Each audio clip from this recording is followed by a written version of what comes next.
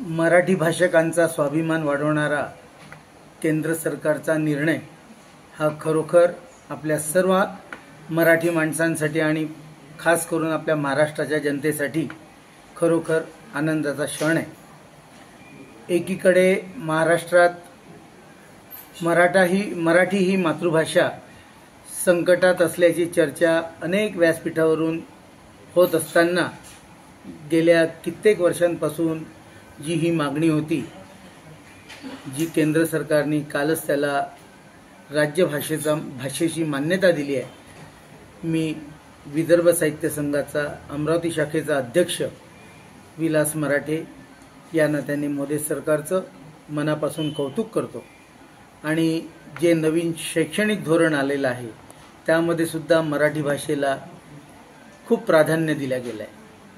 पुनश्च मोदी सरकार, नितीन गडकरी, देवेंद्र फडणवीस, शिंदे साहेब ज्यांनी या मराठी भाषेला राजभाषेचा दर्जा मिळावा यासाठी प्रयत्न केले, या सर्वांचा मनपूर्वक धन्यवाद देतो।